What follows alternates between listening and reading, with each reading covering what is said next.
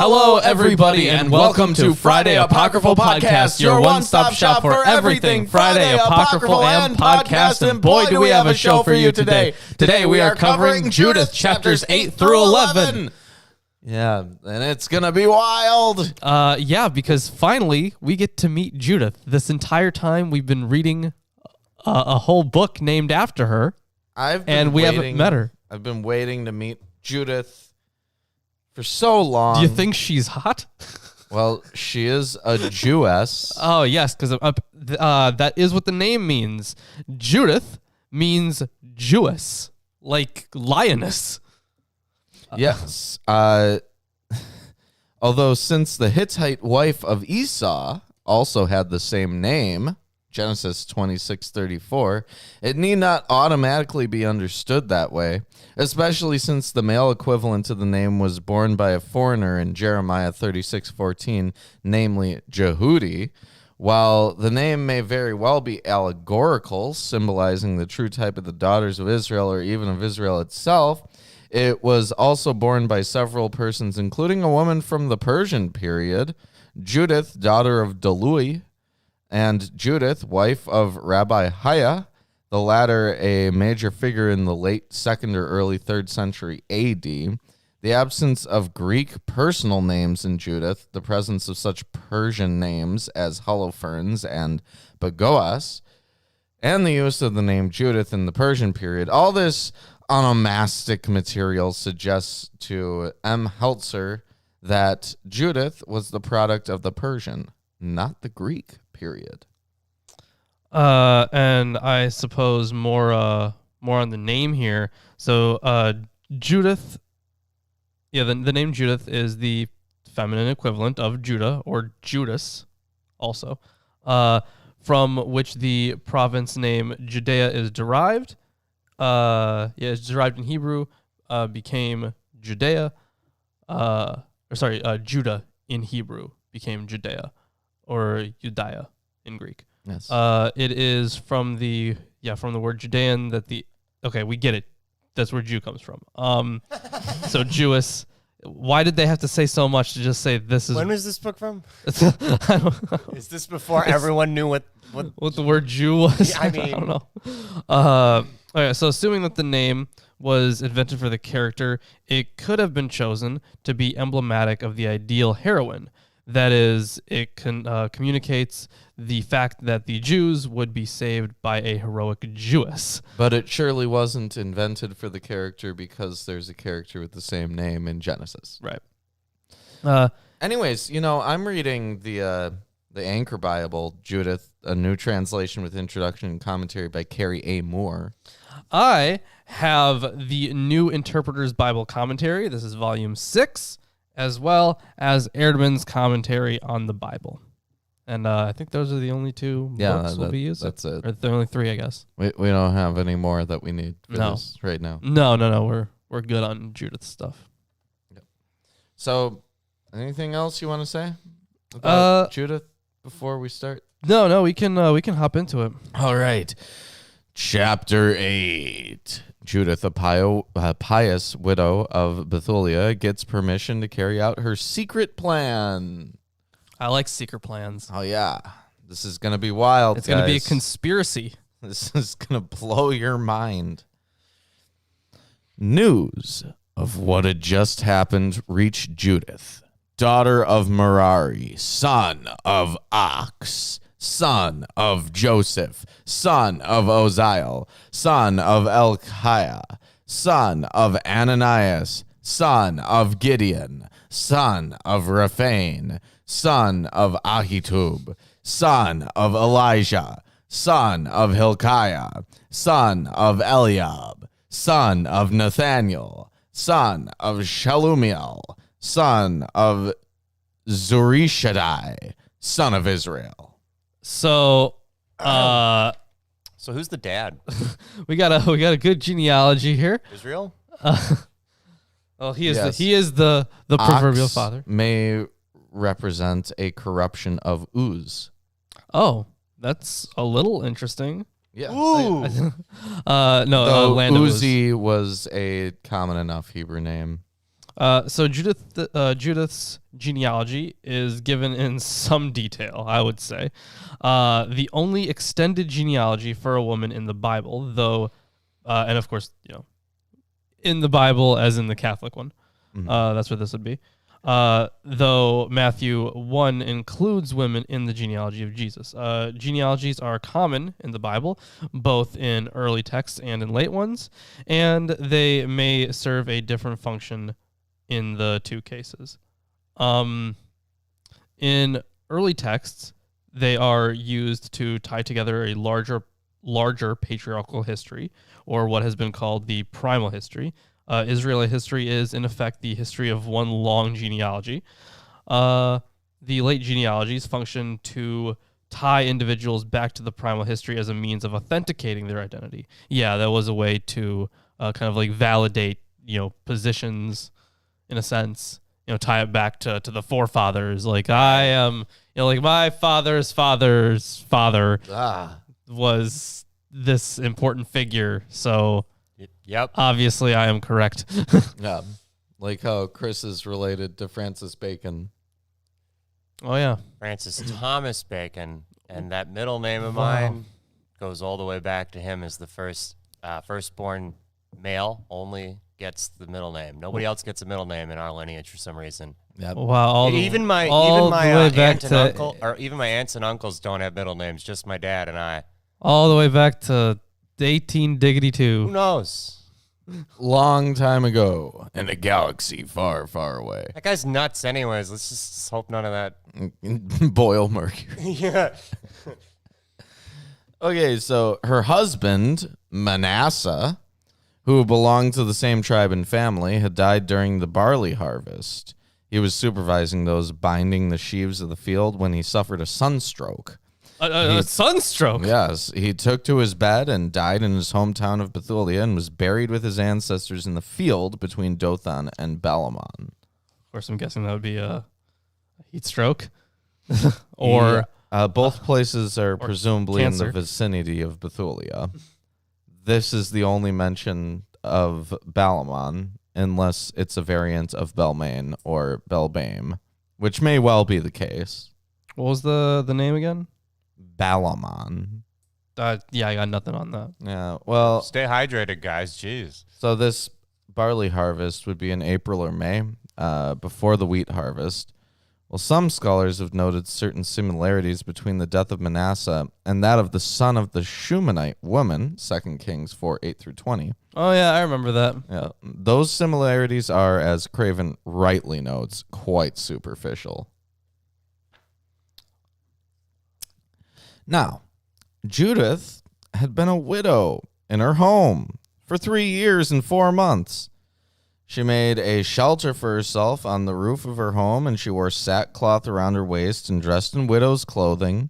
She fasted every day of her widowhood except for Sabbath Eve, the Sabbath itself, the eve of the new moon itself, and the joyous feasts of the house of Israel. She was also shapely and beautiful.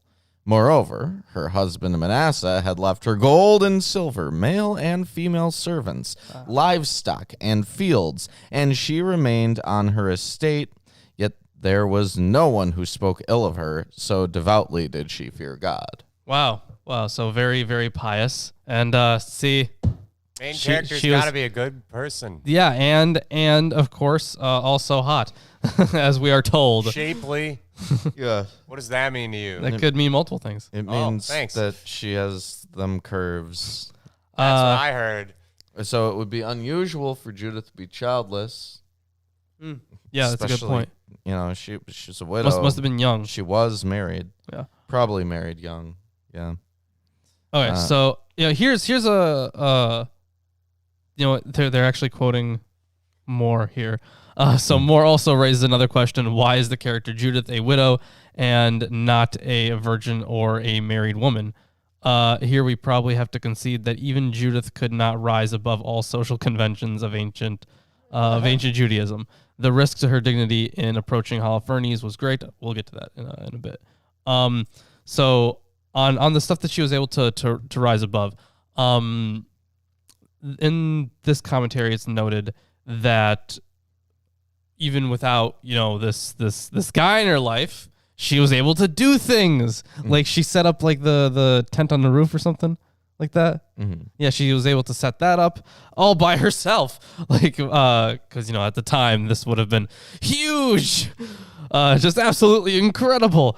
Yeah, it's the most private part of a home, according to this author.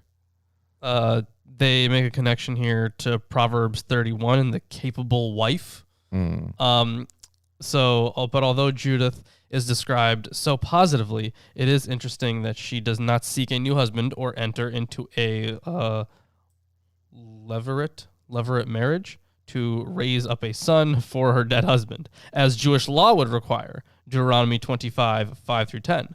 Yeah. Judith is simply not a typical model of Jewish womanhood. To be sure, there are other traces in this period of Jewish piety that allows for celibacy and voluntary childlessness. The Qumran sect was very, it was in a way a frat, I suppose. It wasn't exactly a frat, but like they were, very They were okay with childlessness. Yes. Well, that explains why they're not around anymore. Yeah. So about the sackcloth, scholars disagree as to the only like important positions because we're guessing that they were Essenes. That's our best guess right now. Where it very much concentrated on like the men of the organization, not the women. So very patriarchal. Well, here we are focusing on this woman. So about this sackcloth. Yeah. Scholars disagree as to the size, shape, and location of sackcloth as it was used throughout the Bible. Here, for instance, it's unclear whether Judith's sackcloth was visible to others. For in 9:1, she uncovered the sackcloth, thereby suggesting it was next to her skin and so invisible to others. Yet in 10:3, she removes the sackcloth and takes off her widow's dress, which suggests the sackcloth was worn on the outside of the dress. Conceivably, Judith was so religious that she wore a sackcloth in both places. Wow. More likely, this is one more instance in Judith where the author or later editor could not keep all his details consistent. Yeah, that does sound more likely. But wow, so religious. Yeah. Why is sackcloth so religious? Because it's a symbol of mourning in the Bible. Yeah. Right, I guess. And it could be a symbol for other things, too. Yeah, I mean... There's a whole thing in Jeremiah, right? Yeah. Where he, hit it or something. And it rotted away. Yeah. Good old that's symbolism. the only other time I remember it easily. Isn't it great to consider rotten sackcloth? No. Yes. Anyways, in any event, she heard about the people's bitter attack against the magistrate because they had been demoralized by the lack of water. I wouldn't call that demoralized. No, they're dying. Yeah, they're dying. Yeah. Judith had also heard about the response which Uzziah had made to them, how he had promised them to surrender to the town of Assyrians after 5 days. So she sent the maid in charge of all her property to summon Uzziah, Chabris, and Charmis, the elders of her town. I wonder if there's anything on these names. I have nothing on the names, sadly. I wish you just had nothing. You know what? Me too. Oh, wow. It's been a real tough time. Wow. Yep, looks like they don't have anything on the names. After they had arrived, she said to them, "Please hear me out, magistrates of the citizens of Bethulia, for the advice you offered the people today is not sound, and you confirm this oath you made between God and yourselves, promising to surrender the town to our enemies unless the Lord comes to your aid within that time. But now, Who are you to test God this day and to set yourselves above God among mortals?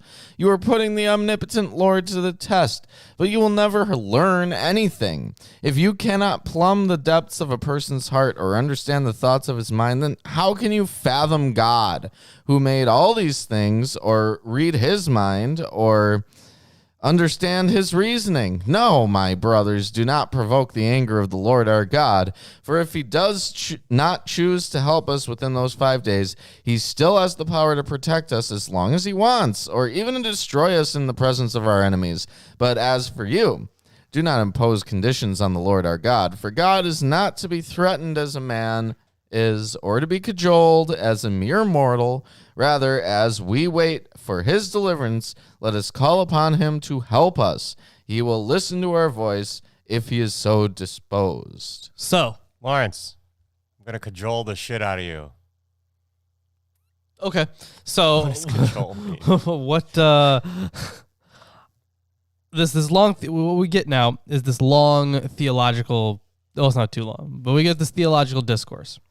Like basically, like don't come at, like, don't treat God like he's some regular mortal. Like, you need to put some respect on his name, right? So Judith's long theological discourse with the elders on the relationship between faith and suffering is reminiscent of the book of Job. However, while Judith does offer a different theological understanding of their predicament, the conclusion she comes to is not that different from that already reached. They must wait and see whether God will deliver them. Though she does argue that there are good theological grounds for hope. Ironically, having criticized the elders for usurping God's role in human affairs and having called them to wait and pray, she herself follows only the last part of her advice. She prays, but she does not wait. Rather, she takes action in a way that could be seen as usurping God's role in human affairs.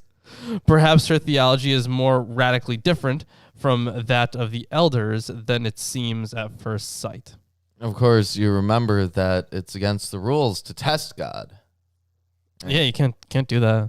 You can't get confirmation of your beliefs. That Well, would be wait, hold on. wrong.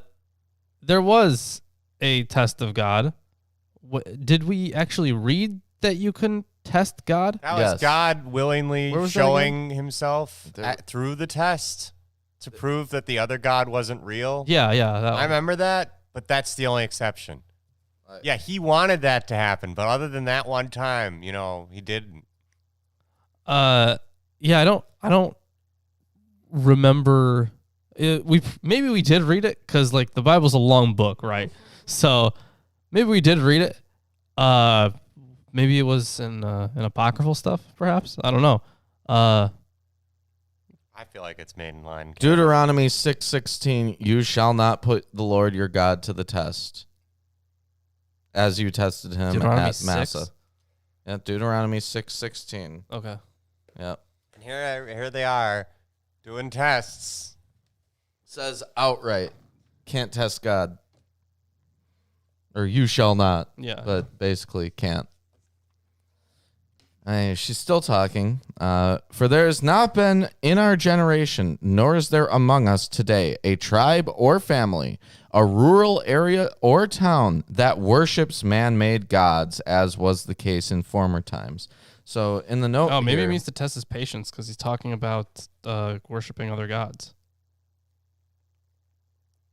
you could interpret it that way, or you could interpret it as Don't. them saying what they're saying. Okay. Right. So they make this mention here that nobody's worshiping idols, right? And the note in here suggests that Judith's claim that there's been no idolatry of any kind in her own day is further evidence of a post-exilic origin for the Judith story. As I'm sure you know, there's tons of idolatry in the pre-exilic stuff. Yes. Yep. Yes. Quite a bit. Yeah. In fact, that was it. That was the basically the whole religion. And like, don't do that. Oh no. Yeah, like a group of them, kind of, like a subset of them were like, maybe we shouldn't be worshiping quite this way. Mm. But no, most of them did anyways. Mm. And then that was, interpreted as this is the thing that like killed us. Because of course that would be the thing. You'd piss off God, and then God would send people to kill you, obviously, as we have been told. That is why our ancestors were handed over to be slaughtered and sacked, and so fell in a great catastrophe before our enemies. But as for us, we recognize that no other God than him. Therefore, we may hope that he will not spurn us or any of our nation, for if we're captured, then all Judea will be exposed, and our sanctuary will be looted, and we will answer with our blood for their desecration, the slaughter of our brothers, the captivity of the land, the desolation of our heritage. All this he will bring upon our heads among the nations, wherever we serve as slaves. We shall be an offense and a disgrace in the sight of our masters, for our servitude will not develop into favor. Rather, the Lord God will turn it into disgrace. Here's actually a fairly long discourse here on testing. So they should not put God to the test. Rather, God is testing them. The same Greek word, perazo, is used in both cases, just as God tested Abraham, Isaac, and Jacob, the three patriarchs. There are many tests that could be associated with Abraham, Isaac, and Jacob, the greatest of which would be God's demand that Abraham sacrifice Isaac. But the reference may be to the collective endurance of the three major patriarchs. Cross-reference Hebrews 11, 8 through 21. Okay, I don't know why that would be so important. In this text, a specific example is given regarding only Jacob, that is his sojourn, I said that word wrong, sojourn to Padan Aram, Syrian Mesopotamia, to find a wife from among the daughters of Laban, Genesis 28 through 31, whereas the people had decided that God was punishing them for their sins, 728, or simply abandoning them, 730. Judith insists that God is testing their mettle. Metal being spelled mettle. Yeah. These views are found in other texts that the Bethulians might have drawn on. That God punishes the Jews for their sins was the basis of the Deuteronomic theology, even if, as 2nd Isaiah and Jeremiah insisted, the punishment was only temporary. A similar view was expressed in Judith's day in 2nd Maccabees 5:17 through 20. However, God's teaching and discipline are also found in early biblical traditions, but became, it notes Deuteronomy 8:5, Psalm 94:12, but became much more strongly emphasized after the exile, and especially in the period contemporary with Judith. So then, my brothers, let us set an example for our countrymen, for their lives depend on us, and the sanctuary, both the building and its altar, rests upon us. All this being so, let us give thanks to the Lord our God, who is putting us to the test, just as he did to our ancestors. Remember how he treated Abraham, how he tested Isaac, and what happened to Jacob in Syrian Mesopotamia while he was working as a shepherd for Laban, his mother's brother. For he has not tested us as he did them, to search their hearts, nor is he taking vengeance on us. Rather, the Lord scourges those who come near him so as to admonish them. And there's a decent note here. Commenting on this allusion to the patriarch, Montague has written, the use to which the author puts historical names gives us some insight into his literary techniques. Not only is his work a collage of names and places ripped from an original context, it also reveals a studied artistry in what is called the and theological style.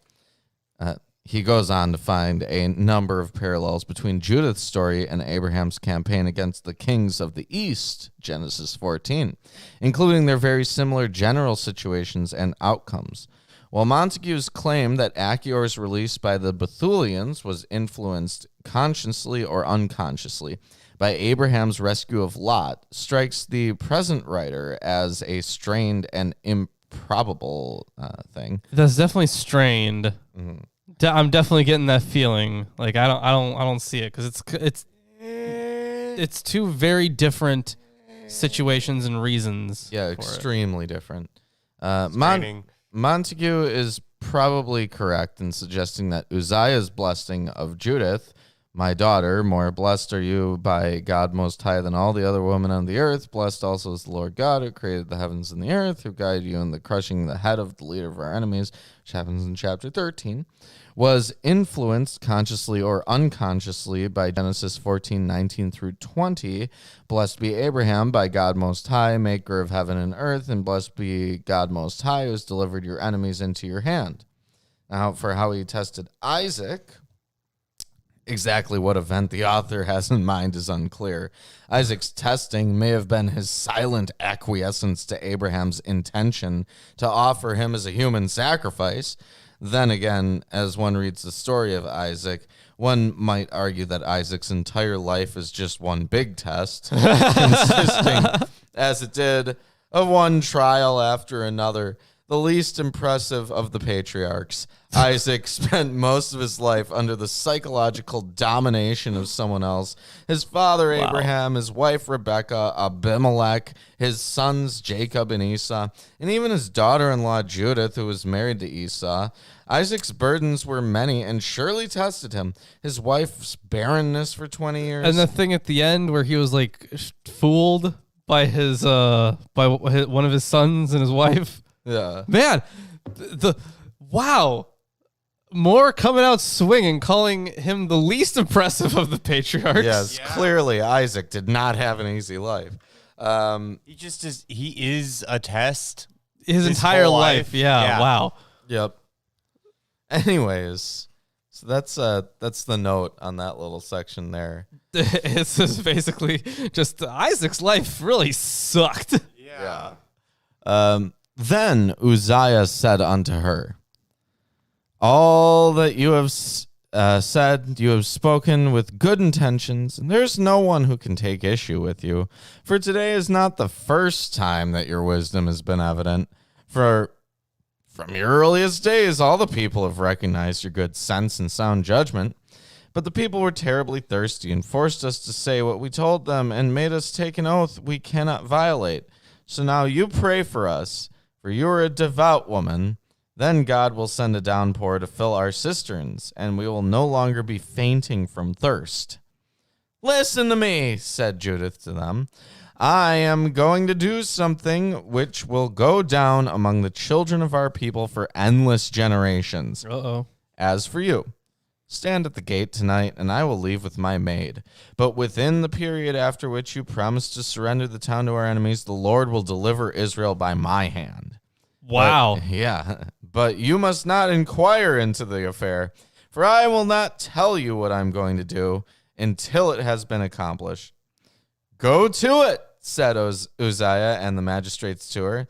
May the Lord God go before you to take revenge on our enemies. So they left her rooftop shelter and went to their posts. Let's literally go in peace. Go to it. Okay. While the Hebrew expression may conjure up in the reader's mind strange but pleasant images of long-gone biblical days, here the idiom represents an enthusiastic yes with strong overtones of best wishes for success. What verse did you just end there? I finished the chapter. I finished the chapter. Okay, so on her cleverness here, or her wiseness, so there are other figures in the Hebrew Bible, or other figures in the Hebrew Bible tend to fall into one paradigm or the other, that is wisdom as piety or wisdom as cleverness. There are wise women in the Hebrew Bible who are clever, such as the wise woman of Tekoa in 2 Samuel, and the wise woman of Abel, 2 Samuel as well. On the other hand, Daniel is wise and pious. Judith seems to combine the two paradigms. She is wise and righteous, like Joseph, but she is very clever in dealing with evil and uses deceit as one of her best weapons, like Jacob. She is a trickster, but not for her own ends, unlike Jacob. She is a trickster in the service of others. How kind. So kind. Robin Hood. I suppose, yeah. So, hey, you know what? If you're enjoying the stream so far, give us a like. Share it with your friends, family, neighbors, invading armies, occupying forces, scientists, anti-scientists, all the people who Scientologists. live in forests and Nescients, volcanoes. Did you order the thetan meter? Oh, right. We actually had to bring that up. So, for the next drive that we do, Which is going to be your bar mitzvah drive. I don't know about all that. Before we decide on that, we have to look at the cost of some of these things. Yeah, seriously. Yeah. But no, this is going to be like the whole thing. It's going to be gonna it's going to cover be exactly pretty much the cost. entire amount. Yep. Great. Yeah, and that's on the cheap end, by the way. Wonderful. On the expensive end, or I guess the regular end, what they're using now. Fair, you pick the cult to try to make money. Yeah, that is Good true. job. That is true. It costs like Pick these crazy $5,000. things. That's ridiculous. Yes, it is ridiculous. But we're going to be able to afford one. yeah, it's gonna be like the old version, I guess. Yeah, because You know what? That's better. They don't make them like they used to. yeah. That's right. So, hey, $666 we raised. That's not $5,000, but we can at least afford an old one. Yeah, And, we're reading. I had Judith. no idea that actually cost that much. Everything that they do just bleeds I people. for suppose. money. Yeah. But yeah, you know what, people? You can talk in the live chat too. Bullshit. It's good for our algorithm. Oh, show some commands. Do the command. Yeah, exclamation point commands. I have a better idea. Oh, okay. Anyways, you take this. All right. And I'm gonna skip to the restroom for a sec. Okay, you're gonna do that. Okay. So you deliver an excursus. I will, I suppose. Okay, so we're getting into chapter 9 here. So the Jewish novels of this period each have scenes that focus on the prayers and interior thoughts of a significant female character. Susanna has a moment of decision in which she must choose whether to capitulate to the demands of the wicked elders, of the demands of the wicked elders to lie with them or to preserve her virtue, even at the risk of being wrongly convicted and put to death for adultery. The young Sarah in the book of Tobit laments her continuing ill fortune that 7 of her fiancés have died. That's right. What a bad... That was not Pretty rough. not so great. Yeah, not so... Literally had a demon, according to... Yeah, exactly. Isn't that apocryphal as well? Yeah, Tobit, yeah. Following her around and stuff, just obsessed with her or something. So Fish guts will save you. have died on their wedding night and prayers for death. So it talks about Esther a little bit here. So all of these novels have in common the focus on the woman's experience of reflection and decision, but 3 of them, the additions to Esther, Joseph, and Asenath and Judith, have developed a type scene that is much more dramatic and formulaic. It is presented as a marked transition that is similar to what anthropologists call a rite of passage. All right. So, look who has returned. Anthropologists call a rite of Yeah, passage. I think everyone pretty much calls them a rite of passage. We kind of get the idea now. Maybe. I don't call it that. Oh, okay. Well, But I'm only sure. for the sake of not being an anthropologist. I'm sure that it was probably started by anthropologists, like the term okay. as a term. Sure. Maybe, I don't know. Like to give I it don't that. think so. I think the term rite of passage, if not, some analogous term that has transcended time, Well, I has maybe existed. yeah. Fair enough. Yeah, I don't know why they would put anthropologists call that because everyone calls Yep. it that. No clue. Everyone uses that now. You know, Like, sometimes they like to add words to make it longer. yeah. They had Check that it out. I'm quota. doing it now. They had that quota. Words. So, we are hopping into to chapter 9 here. Why don't you hop into chapter 9? Okay, so I am gonna have to make a note here on this one quick. So, I'm gonna read the first verse and then hop into the note. So then Judith prostrated herself, put ashes on her head, and uncovered the sackcloth she had been wearing. And just as the evening's incense offering was being offered in the temple at Jerusalem, Judith cried aloud to the Lord and said, before we get into what she said, a few things here. So prostrated herself, so she knelt down and whatever. Put ashes on her head. That's very similar to the what day they do that? Ash Wednesday, right? Yeah, you know what? Sackcloth and ashes are symbols of the grief of mourning, which Judith is exhibiting here to enter into a state of purification and prayer. Compare the parallel moments in the additions to Esther.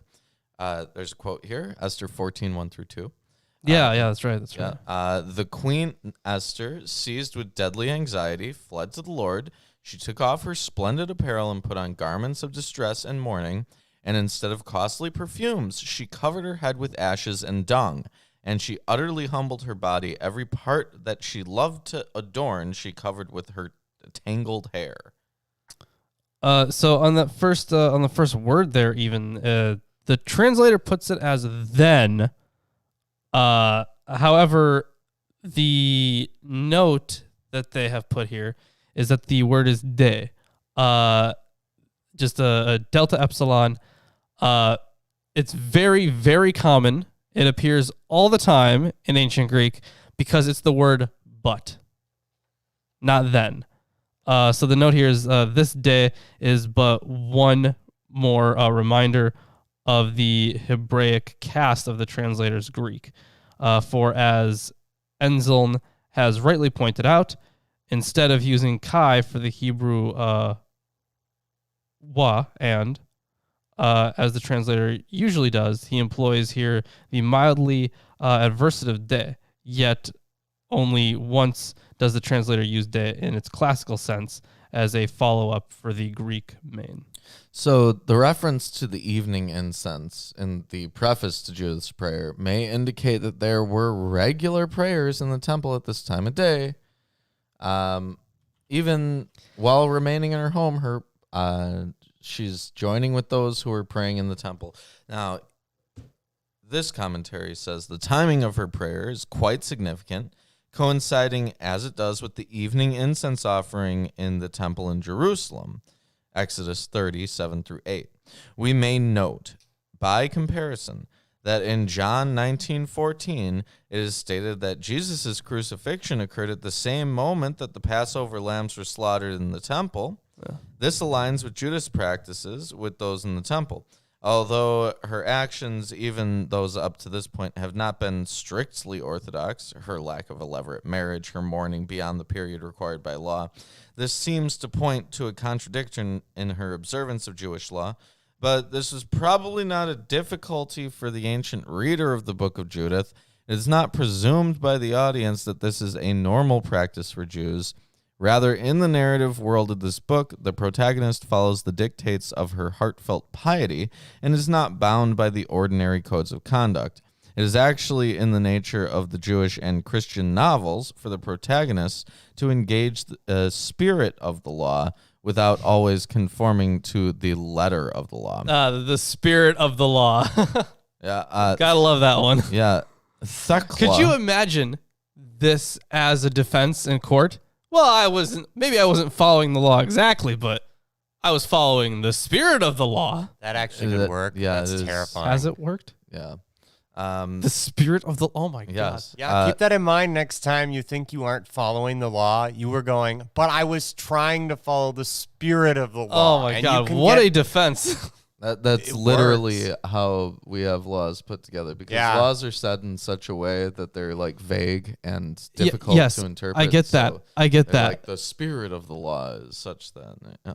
But Thecla, for instance, in the early Christian Acts of Paul and Thecla, actually baptizes herself because she thinks she is about to die. So this breaking the law, not following the law correctly, is a common thing in these novels. Oh, okay. So here's basically what Judith praised the Lord about.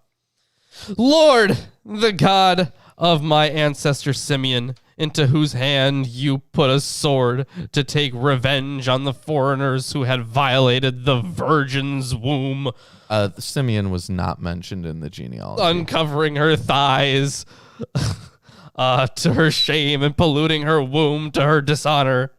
For you said this shall not be done, yet they did it. They did it. So yeah, Simeon, into whose hand you put a sword. There's a lot of stuff here. Yeah, he so wasn't mentioned in the genealogy. It wasn't. So in spite of the fact that Genesis 34:30 and 49:5-7 are quite critical of Simeon's taking revenge on the Shechemites for Hamor's rape of his sister Dinah, Judith spoke approvingly of Simeon's act, possibly because Judith found herself in a position analogous to Dinah's, i.e., she herself might end up being raped by the uncircumcised Holofernes. To say that Judith has some concern for being raped, the note here, what woman wouldn't, is not to deny the truth of David Noel Friedman's observation. Quote, Judith is going to emulate Simeon, not Dinah. I doubt whether she is much worried about being raped. She was much more concerned about killing Holofernes. In other words, she identifies with the avenger Simeon rather than with the victim Dinah. Yeah, so Simeon and his brothers, outraged after Shechem raped their sister Dinah, deceitfully agreed that he could marry her on condition that all the males of Shechem's clan be circumcised. They consented, but while they were still sore, Simeon and Levi came upon them unawares, killed all the males, and took Dinah back with them. The other sons of Jacob then plundered the city, took women and children and livestock, and returned to Jacob. In Genesis 34:30 and 49:5-7, Jacob condemns the violent spirit of Simeon and Levi because it will create trouble with the peoples of the land. Judith, however, adopts Simeon as a positive model. She takes up the name cause as Simeon's and sets out a plan of revenge that will be modeled on his. In Judith's view, God orchestrated Simeon's revenge out of a shared sense of outrage. The description of the revenge is gruesome: the slaughter of the males, the taking of the woman, enslavement of the daughters, the plundering of the spoils. All this, in Judith's view, is justified as a response for the rape of Dinah. Right. So I would say that this can be, if we're okay. So if we're talking about the spirit of the law stuff, this is striking me as a damn, what are they called? No idea. Vigilante. Striking me as a very vigilante act, Yeah. right? So could vigilantes just say, I was following the spirit of the law? Sometimes. Yeah, sometimes. But Okay. you're not supposed to do vigilantism. Right, but you could say that you were following the spirit of the law. I You mean, were taking out the bad guys. Really depends. there are many Spirit of the law. instances in which you can perform vigilantism. Well, you So, can do like if a bank is being robbed and you have a gun, if your no. licensed concealed carry I don't weapon. I don't mean that. then- I mean like Batman type stuff. No. Oh, well, we have vigilantes in Milwaukee. We have the Watchman and we have Blackbird. These you guys, I've heard of the Watchman. yeah, they dress up in costume and they patrol. I've only heard of the Watchman. I don't know the other one. Blackbird wears like A beak. a beak, and we had a couple others at some point. I remember that. I forget his name, but it was and I forget where it even was, but he was like a former MMA fighter or something Yeah, like that's that. Phoenix Jones out of Seattle. Oh, okay, there you go. Which Thank is great because Washington is a mutual combat state. you. Right. Wow, yeah, that's right. He's like, if you agree to fight, we can fight. That's like his thing, yeah. Yeah. As it turns out, he was expanding his network to sell drugs. Oh, okay. That's what he did That's after what he he did stopped to make being money. Phoenix Jones. Yeah. He sold drugs to people. All right. He screwed up. He McGruff the crime dog it. Either way, Judith is obviously very, very angry here. See, you either die the hero or you live long enough to see yourself become the Oh, villain. wow. Someone should have a whole movie about that. So you handed over their leaders to slaughter and their bed, blushing for her deceived to bloodshed. Blushing for her deceived. There's a textual quote on this. So this translation, along with those in modern versions, is most uncertain. It is unclear from the Greek evidence whether the personified bed is ashamed of Hamore's conduct or is embarrassed about the virgin's plight. In either case, however, it would seem that such a sympathetic bed did not deserve being further stained by blood, yet it was. Let me know when you get to the end of verse 8. Okay. So you struck down the slaves with their princes and the princes upon their thrones. You handed over their wives for rape and their daughters for slavery and for all their spoils for distribution among your beloved children, who had been so zealous for you and had been appalled at the pollution of their blood and had called upon you for help. God, my God, hear me also, a widow. And of course, that's important because God protects widows Yes. and orphans. You can also reference famous widows in the Bible, particularly Abigail, 1 Samuel 25:39, Bathsheba, 2 Samuel 11:26-27, and Ruth. However, That's right, yeah. Yeah. All right. And she continues on here. For you are responsible for all these things and for what preceded and what follows them. Good point. You designed the present and the future, and what you had in mind has happened. The things you have planned present themselves and say, here we are. For all your ways are prepared beforehand, and you judge with foreknowledge. She's making a lot of good points. Here are the greatly reinforced Assyrians, boasting of their horses and riders, priding themselves in the strength of their infantry, trusting in shields and javelins, and bows and slings. They do not know that you are the Lord who crushes wars. The Lord is your name. Dash their might by your powers. In your anger, bring down their strength. For they plan to desecrate your sanctuary, to defile the tabernacle, the resting place of your glorious name, to knock off the horns of your altar with the sword. And of course, if you remember the horns of the altar, like at the ends there, that is the end of verse 8, though. Yeah. So according to Judith, the rape of Dinah was a pollution of their blood. And the point of this emphasis is well taken. The Assyrians intend to defile and pollute the sanctuary in Jerusalem. There's a clear parallelism and contrast with the implication that Assyria is raping Jerusalem. This is perhaps not an unusual metaphor for conquest, but the book of Judith draws it out in specific ways. Looking back, the Assyrian rape of Jerusalem is like Shechem's rape of Dinah. And looking forward, the Assyrians will knock the horns off the altar with their swords, just as Judith will decapitate Holofernes. By the parallel Judith draws, she is developing the notion that she will be the Goel of Jerusalem, the raped woman. In ancient Israel, the Goel was the male family member whose responsibility it was to avenge an attack on any other family member.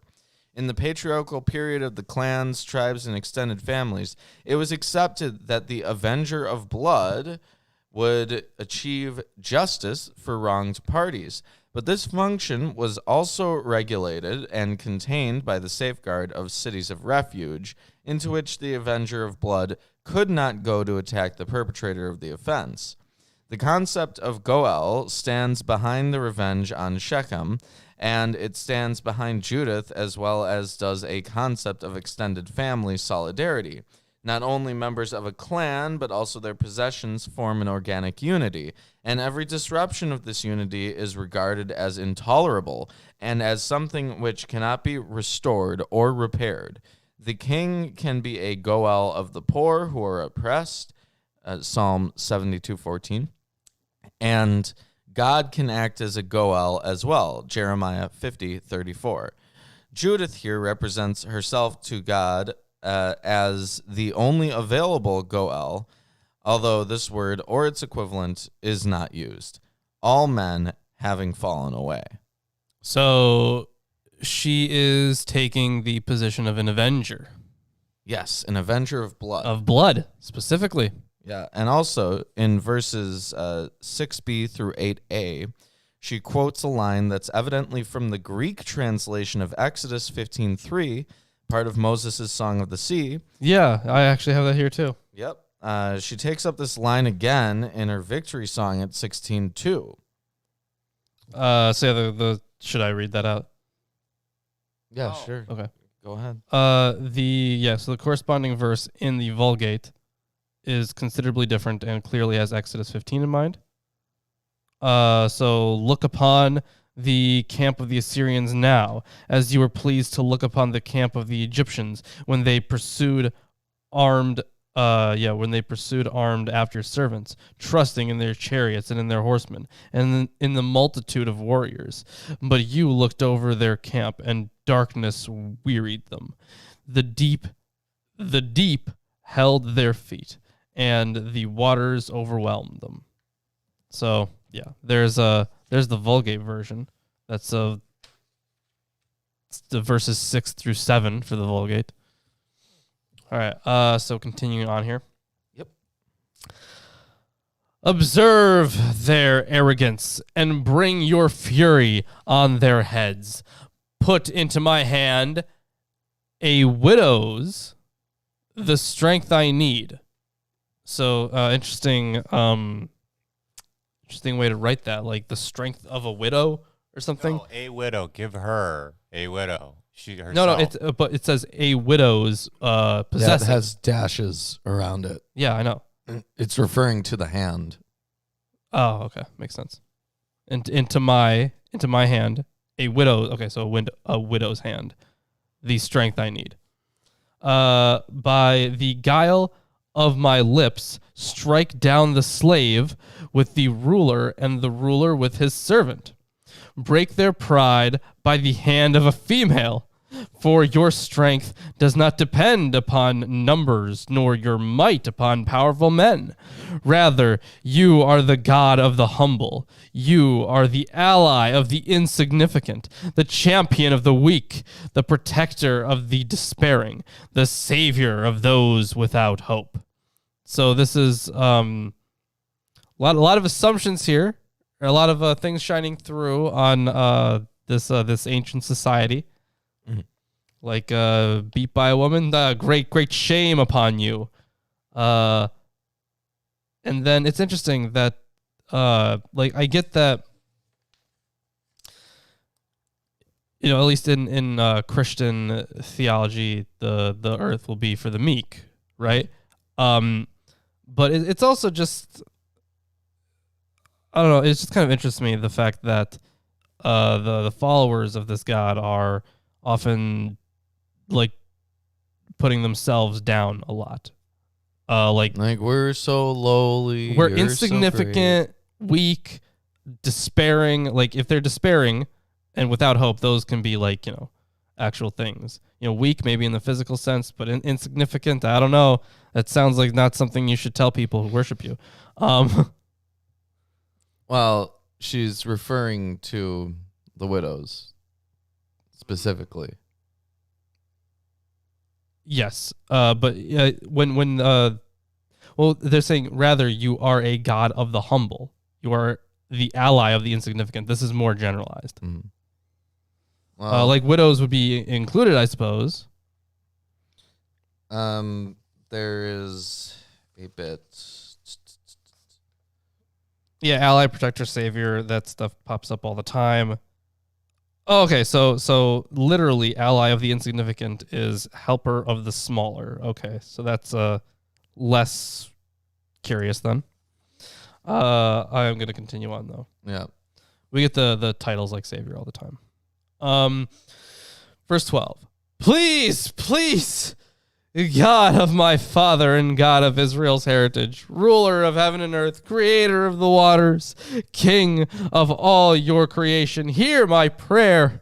Grant me a beguiling tongue for wounding and bruising those who have terrible designs against your covenant and your sacred house, even against Mount Zion and the house your children possess. Demonstrate to every nation and every tribe that you are God, the God of all power and might, and there is no one who protects the people of Israel but you. So a lot of stuff we've seen there before, but now asking for this beguiling tongue. She wants the power of smooth talking. Yeah, so Judith here takes up the language of humility. The positive valuation of the humble is unusual, though not unknown, in Greek and Roman culture. The Life of Aesop, a Greek novel roughly contemporary with Judith, champions Aesop as a humble satirist of the wealthy, a role for him that was generally recognized in Greek culture. Aesop was one of the 7 sages, but he had to sit on a footstool. Diogenes Laertius notes that when Chilo asked Aesop what Zeus was doing, Aesop answered, "He is lowering what is high and exalting what is low." Still, humility in Greek and Roman culture remained more a novelty than a central theological value. In Jewish culture, it is a common theme in the Psalms. For you deliver a humble people, but the haughty eyes you bring down. Psalm 18:27. See also Psalm 10:18, 138:6, 146, 7 through 9. It is also present in the Magnificat of Mary in Luke 1:46 through 55, and its model, the Song of Hannah, in 1 Samuel 2:1 through 10. It is from verse 11 and from her remark on her low status as a woman and a widow that some have found a theology of humility in the book of Judith. There are, however, problems with this judgment. This prayer shows proper piety on Judith's part, but if the book was written during the expansion of the Hasmonean rulers, the humility may ring somewhat hollow. Granted, this may be confusing the author's situation and that of the fictional character Judith, who lived, after all, in a situation of persecution, but the piety of humility does not seem as genuine in one so triumphalistic. The talented author of Judith is probably not attempting to create a humble heroine or articulate a theology of humility. Judith is merely being characterized as the perfect heroine. A humble Jewish widow is capable of decapitating the almighty Assyrian general. As Moore says in regard to this question, if most, or at least many of the important ideas of Judaism exist in Judith, that is all they really do. That is, they do not seem alive and vibrant. Yeah, I could definitely see it's not the same type of humility you get in other texts. Mm-hmm. It's not like a genuine kind of look how lowly I am compared to you. It's more of like, even though I am so lowly, like I could, like I'll destroy this king. Yeah, of course. Yeah. So it's not the same kind of humility. But apparently, the grant me a beguiling tongue. So literally, give me a word, logon, and a deceit, apeten. Those are the words that are used there. Instead of logon, the Syriac has dolon, cunning, which clearly represents an inner Greek corruption. Lambda, delta, and gamma being on occasion easily confused with one another. I suppose that's possible. I think they're different enough, But I mean, sometimes I get sigma and delta when I write them Oh, down. that's just you. No, when I write them down, the way I write them, I don't want to spend like a long time on them really in comparison to writing a letter. Like, so they look very similar. Just like the part between like the top of the letter and like the circle is like supposed to be longer in the delta, obviously. So it's it's just a little bit different. But I know that when I write it, when I read back my own writing, I can definitely get it confused because it's barely any difference. I'll also note that Lawrence's handwriting is not generally good. It's not good. It's not terrible. It's not as bad as Chris's. Hey, I think mine's fine. It's just I actually have to care. Spell. Everybody likes the smell of their own brand. I can read my own writing just fine. Thank you. But more importantly, Judith here is a Mary Sue. And she's the first Mary Sue because she can do no wrong. And Mary Sue wasn't around yet. Yeah. All right. Let's see if I don't have any other notes here. Well, hey, that's this. the end of chapter 9. If you're enjoying the stream so far, give us a like, comment, subscribe, share it with your friends, family, neighbors, widows. Hey, I want to try something. orphans. I want to try something. No. Make sure you gently incinerate the like button. Gently incinerate. Gently incinerate. Yep. Okay. Well, if that's what you want to do. Gently incinerate it. Tip your local Mad Hatter and throw a coin at the nearest satellite moon of another solar system. And you know what? It will get there. Sure. You know the names of the moons of Mars? Phobos and Deimos. Yeah, you know what that means? Sure, why not? Fear and dread. Oh, nice. Yeah, some absolute king was like, yeah, I'm going to name these moons Fear and Dread. All right. So we are hopping into chapter 10 here. Yeah. So, I guess one of these verses is missing in the Vulgate. Classic. Yeah. So, let's hop into it. Yeah, I don't think there's anything I have to introduce this. Chapter 10.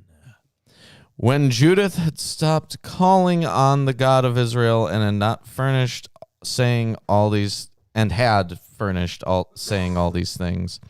she arose from her prostrate position, summoned her maid, and went down to the house where she spent her Sabbaths and feasts. There's a note. This verse, which in Greek seems stylistically speaking needlessly repetitious as well as too literalist a rendering of the Hebrew, well illustrates the problems and temptations confronting an English translator. At the one extreme is the slavishly literal KJ, and it came to pass when she had ceased all these words. At the other is the NEB, when Judith had ended her prayer, which is far too paraphrastic. While the modern reader may well prefer the brevity of the NEB's conciseness, that conciseness is not so much a translation of the Greek as a rewriting of the story in English, like Odysseus, who had to steer between Scylla and the equally destructive Charybdis.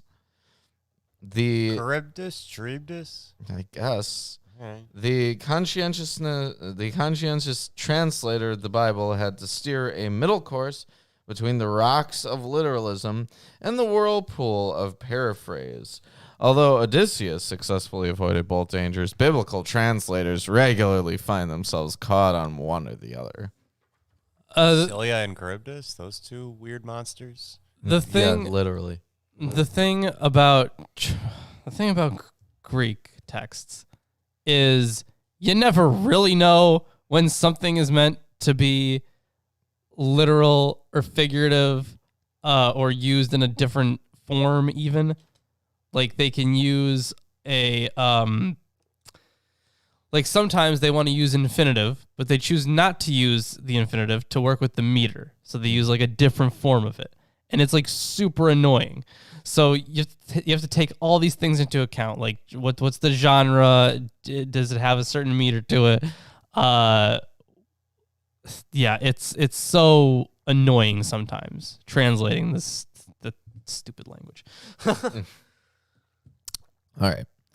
She removed the sackcloth she had been wearing and took off her widow's dress. Then she bathed all over with water, anointed herself with rich perfume, fixed her hair, put a tiara on it, and dressed herself in the clothes she used to wear on the joyous occasions when her husband Manasseh was alive. Then she slipped sandals on her feet and put on her anklets and bracelets, her rings and earrings, and all her jewelry. She made herself very fetching so as to catch the attention of the men who would see her. She then handed her maid a skin of wine and a jug of oil, filled a bag with roasted grain, dried fig cakes, and pure bread. Then she packed all her dishes and had her maid carry them. So, a few things here. Her beautification here includes the very items that Esther in the editions condemned in herself. In fact, the listing of the items of beautification is very complete. Ointment, combing, tiara, festive attire, sandals, anklets, bracelets, rings, earrings, and, quote, all her other jewelry. Judith uses every means at her disposal to entice men, and Esther is not the only person to speak negatively of such cosmetics. Isaiah 3:16-24. There was that weird note about that, about jewelry. It's also noteworthy that these things that she gives to her servant to fill her, to bring with, Abigail had provided David and his men with the same items, but in much greater quantities. Wow. Isn't this also like the description that Ben Sira has for the mistrustful women of the night? Or this one specifically, I suppose it could fall into that. Yeah, so she's not ready. following advice. No. Still not following what we've learned. She's getting ready to head out and to seduce. I bet Ben Holofernes. Sira definitely has something to say about this. He was rolling in his grave. Nope. They then went toward the town gate of Bethulia and found Uzziah standing there with the other town elders, Chabriss and Charmis. And when they saw her, for her face was so transformed and her clothes so different, they were much struck by her beauty. They said to her, "May the God of our ancestors grant you favor and fulfill your plans so that the Israelites may glory in Jerusalem, exalt." I've heard better pickup lines. Yeah, that's a pretty bad one. I don't see that working in their favor. That's a milady. Yeah.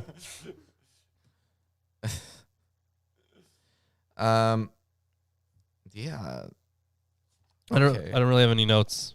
I had that note. That was some white knighting going on here. Judith's I got it. great beauty, breathtaking and thought-depriving for every man who would now see her, is a leitmotif for the rest of the chapter. Bethulia's sentries, the Assyrian outposts, the entire Assyrian camp, including its highest officers and general, all are struck by Judith's beauty. Dancy thinks that there is a touch of the storyteller's humor in all this. Strong men, young and old, significant and insignificant, they all fall immediately victim to the defenseless widow. As with the Hebrew account of Esther, there's nothing here to suggest that there was anything miraculous about the heroine's captivating beauty. By contrast, however, Septuagint's Esther has a beauty which is enhanced by God's miraculous power. Quote, raising his face, flushed with color, the king looked at Esther in fiercest anger, but God changed the king's spirit to gentleness, end quote. Additions to Esther, D, 7a and 8.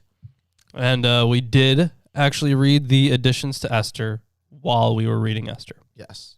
In other words, while Septuagint's Judith, devout though she was, accomplished her mission without God miraculously intervening, in the Greek Esther, it was God's power, not Esther's courage or beauty or even male weakness that saved the day. So, a little bit of detail for you there. So this horrible pickup line. Let's see how it goes. Yeah. She bowed to them and said to them, "Order the town gate to be opened for me." and I will go out and accomplish the things that you have just mentioned to me." Whatever you say, milady. So they ordered the young men to open up for her, just as she had asked, and they did so. When Judith went out, accompanied by her maid, the men of the town kept staring after her until she had gone down the hill and crossed the valley, where they lost sight of her. Wow. They liked seeing her come, but they really liked seeing her walk away. Yep. Because of the shapeliness. Uh-huh. Yeah. Yep. As the women were going straight on through the valley, an Assyrian patrol came upon her, took her into custody, and demanded, "What's your nationality? Oh, where are you coming from? my and where God. are you going?" "I am a daughter." That was my pickup line. What is your nationality? "I am a daughter. Really goes well. I'm a daughter of the Hebrews," she replied, "and I am running away from them because you're about to eat them up. So I'm on my way to Holofernes himself, the general in command of your army, with reliable information, and only in his presence will I indicate a way by which he can go and conquer all the hill country without risking life or limb of his men." As the men listened to her explanation and studied her face, they were much struck by her beauty. So they said to her, "By hurrying down to our Lord's presence, you have saved your life. So now proceed to his headquarters, and some of us will escort you and deliver you into his hands. And when you are standing before him, don't be afraid. Tell him what you have just told us, and he will treat you well." Then they detailed from their number 100 men to conduct her and her attendant, and these led them to Holofernes' quarters. 100 people? Yes. They took 100 people to escort her. What's her charisma score? Incredibly high. Being unnaturally buffed, she's got a godly aura. See, I don't think God gave her a beguiling tongue or anything. No. She just No, made herself there's an old really, stat. really hot. Remember comeliness? She was what? Comeliness, Ruben. Yes. She's got a really buffed comeliness. Yes. Anyways, yeah, 100 people to escort her. Unnecessary. Completely unnecessary. But you know what? It's working, I suppose. Yep. So now we're in the next part of chapter 10. There was a general stir throughout the camp as word of her arrival spread from tent to tent. And they came and crowded around her as she stood outside Holofernes' tent until they told him about her. You know, this is some random woman. Yeah, this is nuts. It's like, this is just a random person that has just left the city that they were about to sack. Yeah. And they're like, "Whoa, stand back." Whoa! Isn't there that lady in Greek myth who's like so hot that they blew up a city for her? Troy? Yeah. Helen? Helen. Yeah. Helena of Troy. Yeah. Yeah. Like, you know how the myths go with insane beauty. Yeah. Huh. So this is that. Like, normally I wouldn't blow up a city, but come on, look how hot she is. Who wouldn't for her? Yeah. Uh-huh. Yeah, it's like the embodiment of Barney's rules about dating. Like, don't do this thing with or for a woman. And then there's always one exception, unless she's hot. Yeah, okay. They were struck by her beauty, and judging by her, they speculated on the Israelites, saying to one another, "Who can despise these people when they have such a woman among them? It is not wise to let a single male of theirs survive, for if they are let go, they will be able to beguile the whole world." Oh, my God. Oh, no!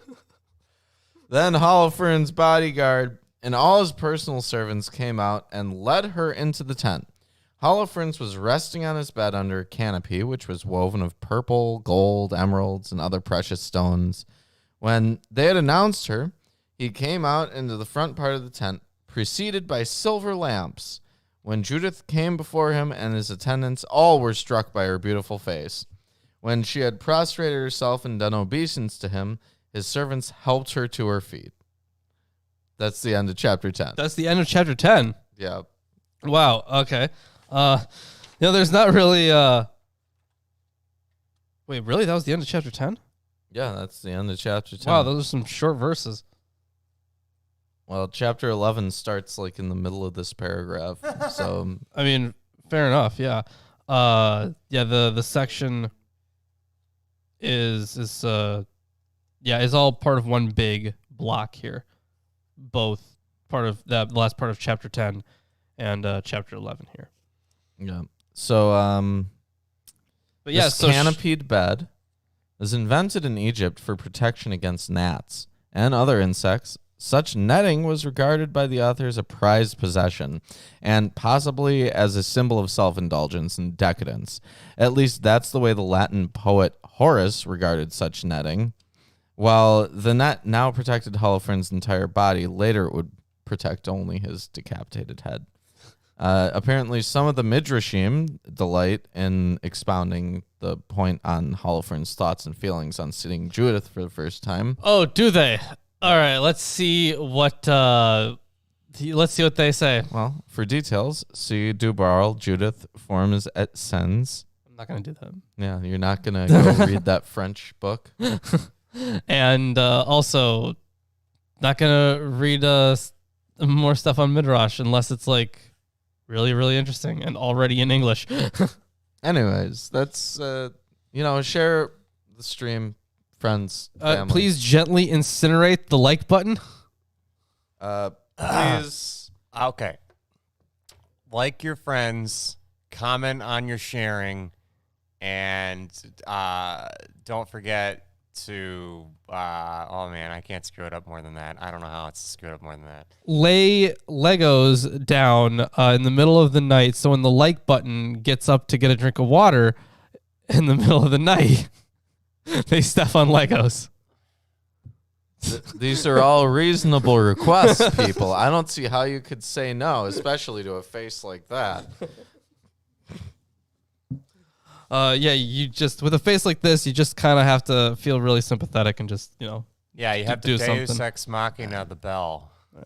Have you ever considered that this is absurd?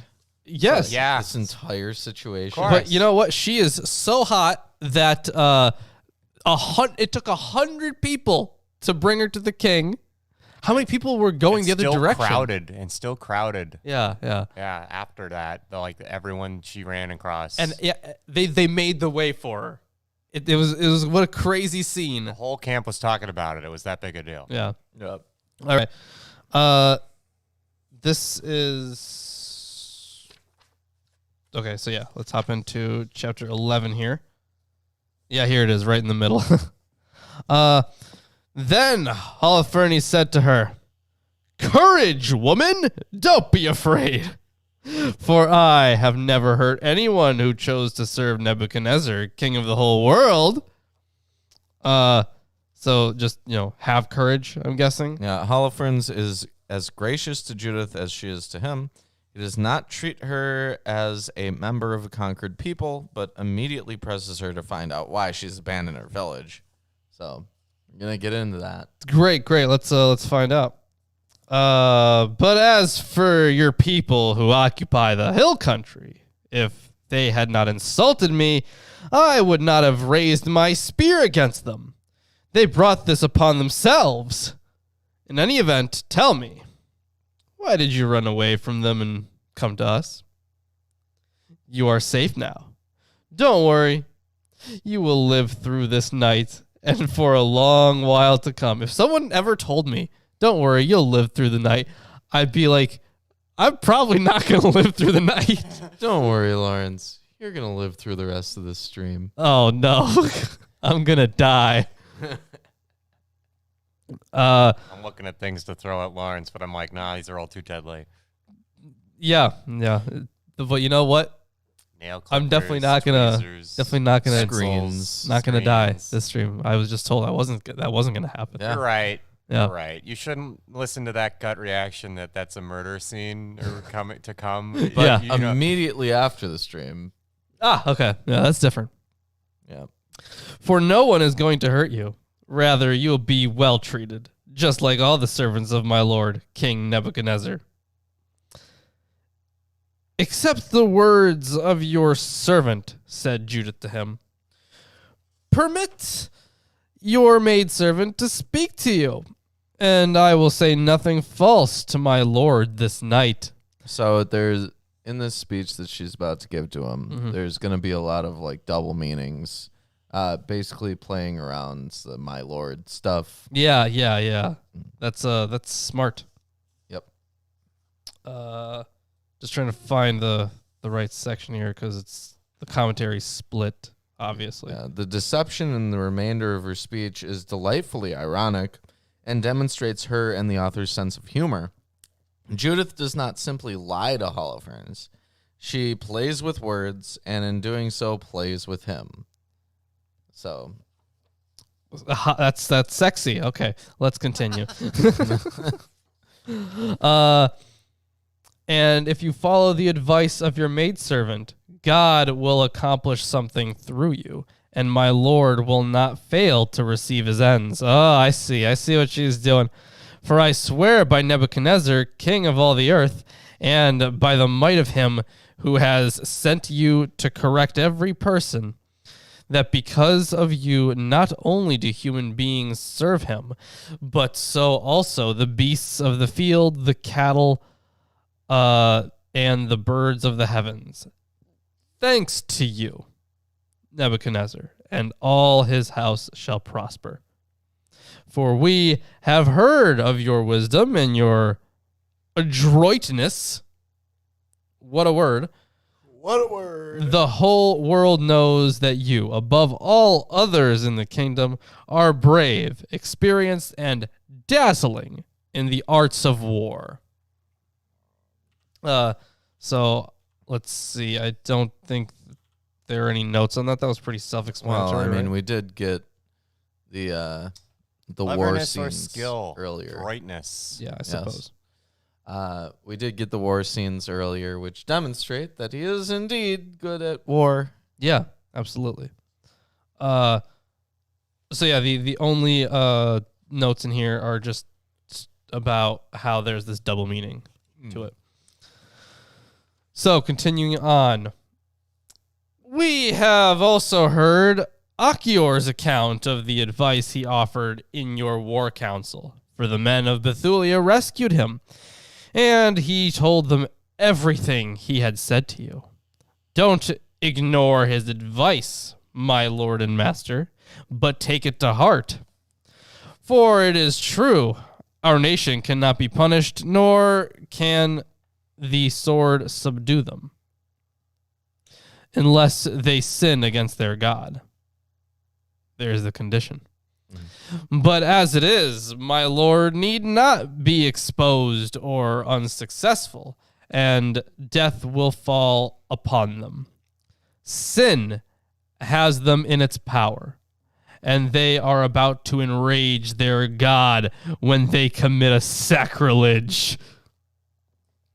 Yeah, the key question that remains concerns timing. When will Israel sin is the final section of her speech. Just Judith make sure that she's in control of the timing.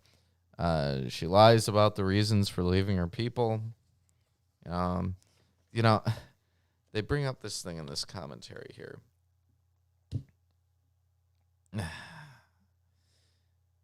Moore points out that to gain Holofernes' trust, Judith swears by what is holy to him, namely the name of Nebuchadnezzar, and broadly praises Nebuchadnezzar and him. Her flattery of Holofernes is shameless and almost as much a violation of the truth as her lying. Yeah, so the sacrilege here, atopion. Modern English translations fail to capture both the seriousness and the specificity of Judith's charge, with their bland renderings of the Greek atopia. There's like what is wrong, they do wrong, when they shall do what they should not. Lots of different things, but literally being out of the way, no, I wouldn't say out of the way. But I would say it's not the way. do you know the way? Oh, why are we getting into this? is defined by Judith in verses 12 through 15 in terms of stealing or desecrating sacred things, i.e. sacrilege, a serious charge in any religion, in any time or place. Sacrilege by the Israelites has not been previously mentioned in Judith, and so is presumably a bold-faced lie on Judith's part, albeit a clever one. Maybe that's the sacrilege. All right, well, Maybe. let's continue here. What verse you on? I finished verse 11. Okay. Because their food supply is exhausted and their water almost gone, they have resolved to kill their cattle. Moreover, they have decided to consume all that God in his laws has forbidden them to eat. Oh no. Oh yeah, that's why she took a whole bunch of foods that were they were vegetarian, right? Mm-hmm. A whole bunch of vegetarian things. They have decided to eat the first fruits of the grain and the tithes of wine and oil, which they had consecrated and reserved for the priests who officiate in the presence of our God at Jerusalem, even though it is not lawful for any of the laity so much as to touch these things with their hands. So these are precisely the same offerings that are mentioned at 1 Maccabees 3:49, when the Maccabee rebels hold an alternative temple service at Mizpah before the capture and rededication of the Jerusalem temple. The strictness of observance is emphasized by saying that the people could not so much as touch the offerings once they had been consecrated. Tobit 1:6-8 also presents an idealized view of a pious diaspora Jew bringing his offerings to Jerusalem. All right. So they have sent men to Jerusalem to get permission from the council, because even there the people have been doing the same things. The result will be that when they get permission and act upon it, on that day they will be given to you to be destroyed. Okay, so the sin that she's probably lying about is like they're about to go full on pagan here, and that's when you can take over. Yeah, it's going to be destroyed. Yeah. So, knowing all this, I, your servant, made my escape from their presence. God has sent me to accomplish with you things which will astonish the whole world whenever people hear about them. For your servant is devout and serves the God of heaven night and day. Oh yeah, wasn't Nebuchadnezzar called that? Specifically those, God of heaven, and then some other epithets earlier on in like chapter 1. It may be the case. What verse was that? That was verse 17. Yeah, Judith states, read the next verse. Okay. Well, I'll continue with the rest of the verse. How about that? Yeah, let me know when you finish verse 18. Okay, so yeah, for your servant is devout and serves the God of heaven night and day, so I will remain with you now, my Lord. And every night your servant will go out into the valley and pray to God, and he will tell me when they have perpetrated their offenses. I will then come and report it to you, and you shall march out with your whole army, and there won't be a single one of them to resist you. That's the end of verse 18. Judith states her conclusion about these violations of law with a sentence that is a marvelous double entendre. God has sent me to accomplish with you things that will astonish the world. The polytheistic religion of the ancient Near East would have held that a people's strength in war was related to the strength of their gods. But monotheism in Israel, and especially the Deuteronomic theology, held that Israel's setbacks were not because God was weak, but because God was stronger than all nations and had willed for Israel to be overrun. Thus, Judith says that God will inform her when the violations has occurred and will collude with the foreign nations to punish Israel. This theology would be laughable to a real adherent of the Assyrian gods, and in fact, Holofernes had rejected it when it was spoken by Achior. However, Holofernes readily accepts it from Judith, sensing an easy victory over her sexually and over her people as well. He need not quibble over theology. Yeah, so it wasn't I don't think that specific epithet was used earlier. He was Lord of the whole earth, right? Yeah, they used Lord of a whole lot of stuff. So either way, let's continue on here. Where am I? Hold on. You just finished verse 18. Right. There it is. Okay. I found it. I will guide you through the heart of Judea until you reach Jerusalem, and I will set your throne right in the middle of her. You will lead them like sheep that have no shepherd, nor will a dog so much as growl at you. I have been given foreknowledge of this. It was announced to me, and I was sent to tell you. Why on earth would he believe this? We don't know. Because she's hot, I guess. Yeah, because it's what he wants to hear. I suppose. Yeah, here we go. Her words delighted Holofernes and all his attendants. They were struck by her wisdom and exclaimed, "In terms of beauty and brains, there is not another woman like this from one end of the earth to the other." Wow, big statement there. Wow.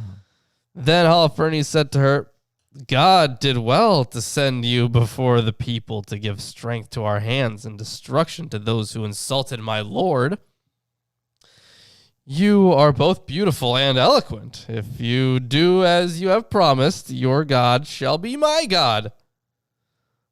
You know, she's coming over here, and while she's lying, obviously, right? She's lying here, but she's still like trying to feign being part of their group. Yeah. So why are they You still? don't have to make all those bluff checks. I mean, come on. She didn't actually put points in bluff. She's just you know. Okay, well, story wise, it's just weird to me that instead of her converting, or at least feigning She conversion, put points in persuade. Come on. Anyways, Messing with you, Lawrence. there's some commentary here. Judith's language in verse 19 is laden with images from the prophets. Just as Achior spoke like a prophet and Nebuchadnezzar had as well, so does Judith speak. In form, her words are like an oracle of salvation from 2nd Isaiah, section of Isaiah written during the exile, Isaiah 40 through 55. Isaiah 43 through 4, for example, familiar to Christians from its use in the Gospels, Matthew 3:3, Mark 1:2, Luke 3:4 through 6, John 1:23. Prophecies that a way will be made for the Lord through the desert to Jerusalem. Likewise, Judith, in an audacious affirmation of her own role, says, "There I will set your throne," which is similar to what God promises to David in 2 Samuel 7:13 and Psalm 89:4. "You will lead them like sheep without a shepherd," picks up a common motif in the Hebrew Bible that's found in the New Testament. Shepherds are also likened to watchdogs that do not bark in Isaiah 56:10 through 11, an image that Judith uses here as well. When Achior had said these same things by prophecy, Holofernes condemned him. Here, however, Holofernes and his retinue marvel at Judith's wisdom. This, too, is ironic because her wisdom consists in cleverness, the cleverness required to lie to them and successfully and convince them that she is giving them wise advice. Holofernes once again unknowingly speaks words that condemn his own cause. "God has done well to send you, to bring destruction on those who have despised my Lord." His statement that your God shall be my God has caused trouble for scholars. It's the same statement that Ruth makes to Naomi in Ruth 1:16, when Ruth becomes an Israelite. But does Holofernes mean this? In the narratives of this period, pagan kings, even oppressive ones, sometimes came to confess the God of Israel. Still, Holofernes is being effusive and overly solicitous, but he is hardly converting to a worship of Israel's God. Perhaps he means that Judith will adopt his God, especially if, as he assumes, she will become a wife or courtesan of Nebuchadnezzar. I see. Okay, so it could honestly mean both, I guess. Yeah. Your God will be my God. Okay. Alternatively, Vagueness. perhaps Holofernes is again unknowingly accurate in his statement. If Judith does as she has promised, her God will be his God in judgment. At any rate, the passage is probably intentionally ambiguous to show that Holofernes is swept up in the commonality of their purpose. It is, after all, only the audience who understands the meaning of Holofernes' words, and not he himself. Holofernes sums up his list of unintentional prophecies by affirming that Judith will be renowned throughout the whole world, which the audience knows to be most decidedly true. That's interesting writing there. So one final note here on the your God shall be my God thing. So yeah, obviously there's the reference to Ruth. Holofernes will say anything to please Judith, knowing that once hostile Gentiles sometimes were reputed to have accepted Yahweh as God. For example, Naaman in 2 Kings 5:17 and Heliodorus in 2 Maccabees 3. Some scholars have debated whether Holofernes was being sincere here or just polite. Is that the end, or do you still have No, another verse? there's more. Oh. Yeah, there's definitely more. So yeah, your God will be my God. I'm still trying to find where I am at here. I'm so bad at this right now. Boo. Audience, throw rotten tomatoes at your computer screens. Yeah, and you shall live in Nebuchadnezzar's palace and be famous throughout the world. That was literally the end of it. Yep. So just half a verse left there. he presumes that she's going to become a wife to Nebuchadnezzar. Yeah, but you know what? She will. I guess there's the another unintentional prophecy there. I'm guessing that she's going to live in his palace and be famous throughout the world. Yeah. All right. That is in fact the end of chapter 11. And likewise, it's the end of our readings for today. Now, next week, we're going to be finishing Judith? Yes, we will be. Yep. So we'll be finishing Judith next week, and then the week after, we need something else to read. So that's true. Why we should get another book then. I do have stuff on the wish list, I think. I can just check that. Yep. We could get the short ones. Yeah, that's true. We can get them some short ones. We can probably just talk about it after the show, honestly. Yeah. Or we can we could always do another poll. Yeah. Or we could check the last poll even. I mean, I think the short ones were second place. in the Yeah, I last poll. think they were. So we might as well. I mean, we don't really need a book for them. I mean, it depends. We have commentary on some of the short ones, and they're short enough that we could just print them off. You know, they're. I suppose, yeah. Maybe the scholarship is really interesting. You don't know. Maybe. I guess we'll find out.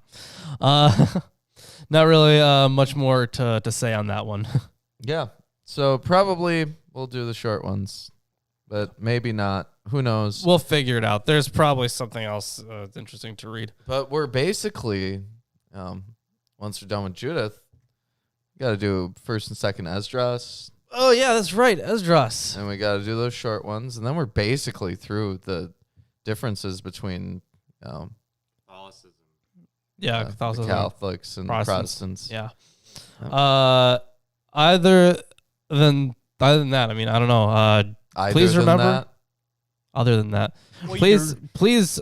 It's been. I'm already tired. It's been a long day already. I got that. Please make sure to gently incinerate the like button. Yes. Cautiously insert your clicks into that like button. Yeah, it helps us out a lot. Either way, that is the end of the show. Let's we see got what a else. Patreon. We got a wish list. We got a Teespring. Chris, why don't you pin that merchandise? It's the one that says merchandise. Yeah. And of course, that's one of our more recent shirts. Yes.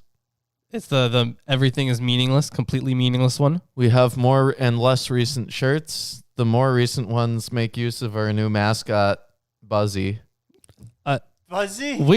Never discussed the name, but I Well, suppose his name is Buzzy now. could be Buzzy B. Yep, Buzzy B. Buzzy B. I guess this is how we run the show now. Yep.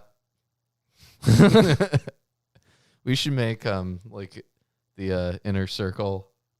A B, or an inner circle T-shirt Yeah. with a B. Yeah. And then like the outer circle, like we can have a queen bee. Ah, Yeah, and then the worker bees and wow, that's quite an idea.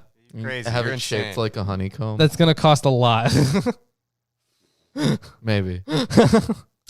Anyways, that's yeah. all Facebook, links Twitter. are in the description. Every single last one of them. You know, we got. Don't we have a T-shirt giveaway coming up next week, Don't we? or is it Yeah, on it's gonna be Sunday? May 1st. It's gonna Tomorrow. be yeah, So Sunday. it will be Spinny Wheelie. Yeah, Spinny Wheelie. Wheelie on Sunday. Remember to view Spinny Wheelie with Buzzy B. It's What a show. This is just gonna get worse. Okay, yeah, it is. right. Thank you everyone for joining us, and Yep. we will see you on Sunday.